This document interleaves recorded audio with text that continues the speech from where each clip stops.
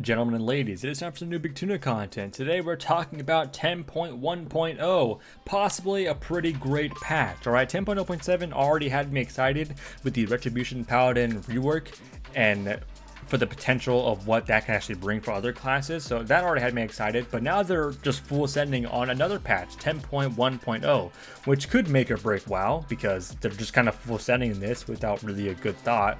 But you know what, let's read into it. All right, you have some certain changes to PvP. Gladiator's distinction is now being removed, so the CC reduction from your trinkets is now gone, and obviously your boots will mean nothing anymore. So very unfortunate. Now you're gonna have to reroll Orc. If you rerolled from Orc, now you gotta reroll back to Orc. So crit is now being reduced in PvP, 175% effectiveness, now 150% effectiveness.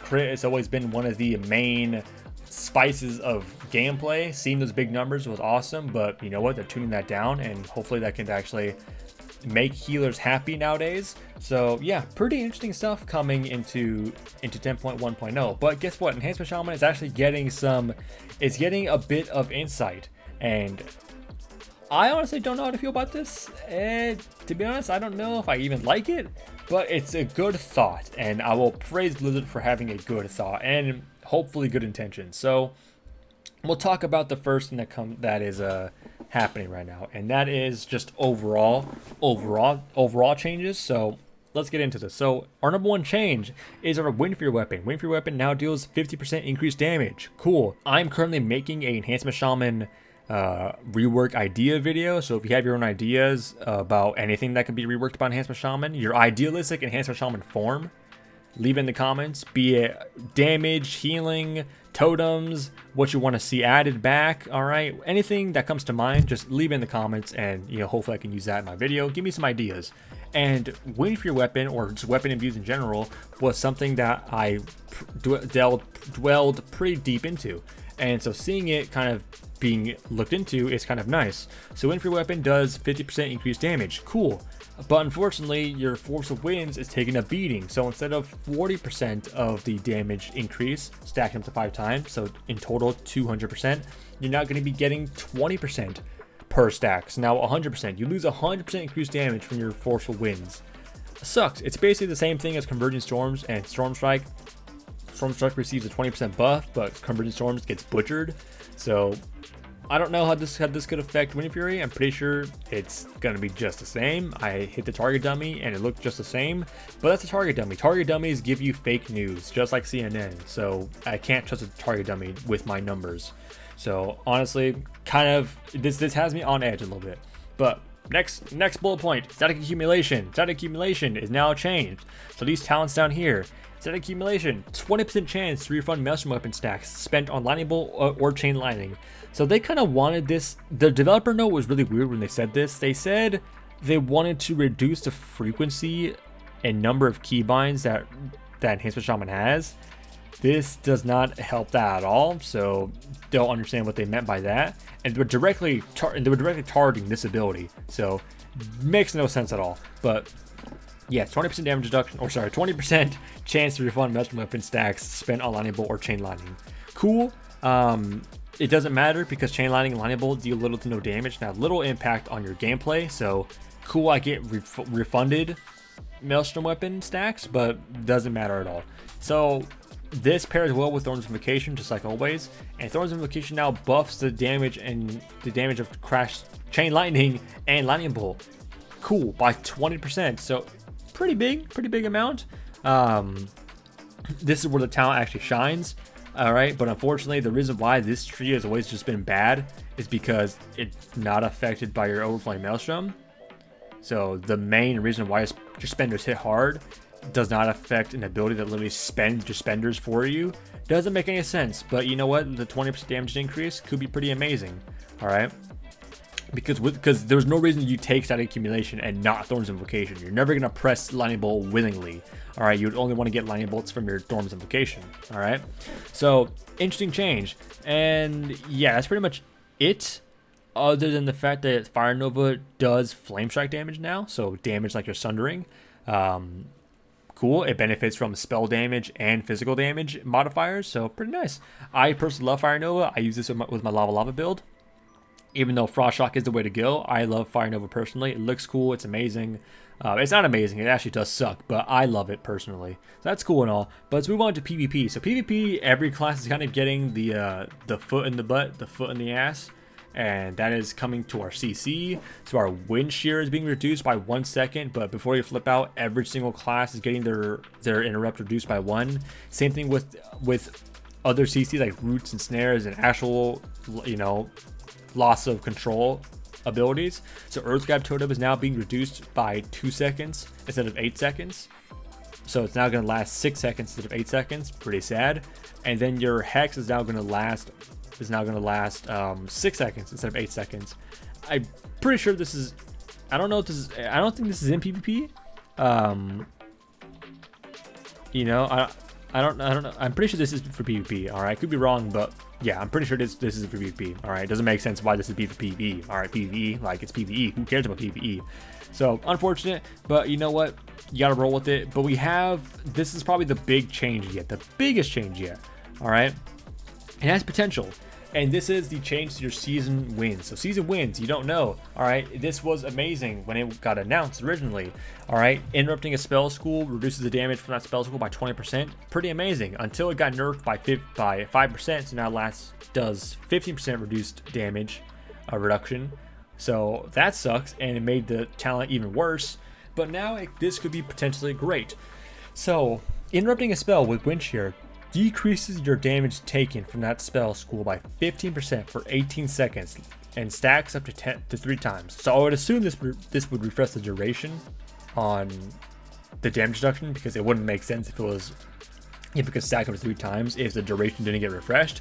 It doesn't make sense at all. But here's where this ability gets confusing. So it sounds good on paper, sounds amazing on paper, but this is where confusion happens.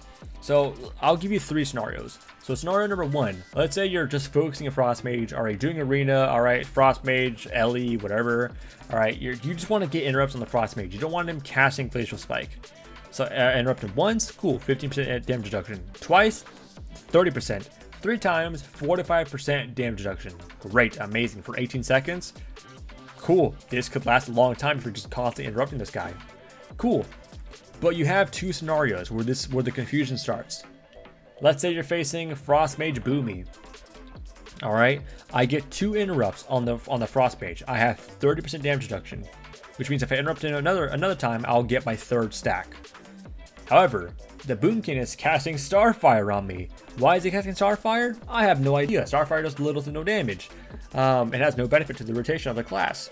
So he's casting Starfire. I interrupt Starfire, which is arcane damage. So what could happen? Either A, which is probably what's going to happen, where the stacks from your previous stacks from your previous spell school interrupted will be removed, and we'll start new stacks depending on the spell school you interrupted. So the 2 stacks of frost damage reduction you had from interrupting the Frost Mage, gone. Now you have 15% damage reduction from the arcane spell school from interrupting Starfire, building up to new stacks. So that's option number 1. Option number 2, you interrupt a Frost Mage twice, and now you interrupt the Boomkin. So instead of the stacks being removed, it'll actually add on to the stacks you have. So now you get 45% damage reduction from Frost and Arcane Spell School. Very unlikely, but could be the case. Now option number 3 is that it gets you to max stacks, but it doesn't decrease the amount of damage reduced from overall.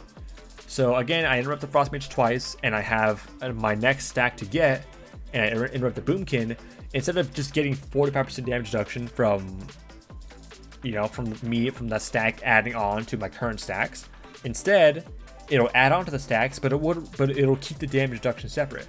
So I have 3 stacks, but those stacks will be separate. So I have 30% damage reduction to frost damage, but also 15% damage reduction to arcane damage. So again, all 3 pretty likely cases, but I'm pretty sure it's the first one where your current stacks on whatever spell school you interrupted will be removed, and the new spell school you interrupted will be replaced. So I'm pretty sure that's what's going to happen, but You know what? I don't know. Yeah. All right. Pretty interesting. All right. Could be good, but I don't know. It's a pretty awkward ability, so that's why you don't take it. But I mean, it's that damage. If you can keep up that damage reduction constantly, I mean, 18 seconds is a long duration. Yeah, it could be pretty amazing. Now, another thing they did is that they removed Ethereal Form. All right, you know Ethereal Form, you were incredibly slow, but you took no physical damage. Pretty cool, right? But you could cast nothing. You were literally a walking slug. All right, you were literally a walking slug. You couldn't do anything. If somebody were to step on you, they could. You probably wouldn't die, but you could get stepped on, but you have no way to defend yourself. You are immune to physical damage, but you can't cast anything. You can't do anything. All right, sucks. All right, so they removed that ability entirely, which is unfortunate because it had the potential to be a great ability, but they just never looked at it ever. All right, they could have changed it minor. All right, and made it so removes the movement speed reduction and makes it so you can cast spells, cast totems, cast healing surge, cast hex. That could be just automatically amazing. All right, and of course with the addition of Astral Bulwark, making it so you take 15% reduced damage from magic damage, because Astral Bulwark just increased the effectiveness of Astral Shift. All right, and of course that would benefit Ethereal Form, but in terms of magic damage, yeah, that was great. All right, pretty great. Or you could rework it to the point where you take 20% reduced physical damage and 20% reduced magic damage. All right, usable in a stun, 1 minute CED, boom, another defensive, great. All right, Enhancement Shamans have been asking for a new defensive, or the return of Shamanistic Rage, or just some defensive other than Astral Shift. Boom, problem solved. All right, now we can all be happy. But they just never really gave attention to Ethereal Form. Kind of sad. Yeah, that's pretty much it for Enhancement Shaman. All right, like I said, it's changes that are interesting and have the potential to be interesting. But that's all it is. It's interesting. There's nothing really in this that actually is like, okay, this is that I can clearly confidently say this is good. Other than seasonal wins, which even at that point, because it's such an awkward ability, I don't want to say it's good. Wow, my game is freezing like a mother trucker. It's confusing. It's confusing. It's interesting. I got to get out of the zone because I'm just constantly freezing. Dollar on Hearthstone, where are you at?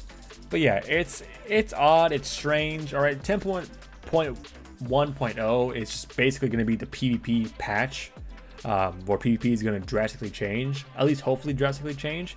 But yeah, Enhancement Shaman got a bit of insight, but that insight is very questionable. So of course I'm still going to make my Enhancement Shaman rework video. So again, if you have any ideas, definitely leave it in the comments. All right, I need ideas for more ideas, the better.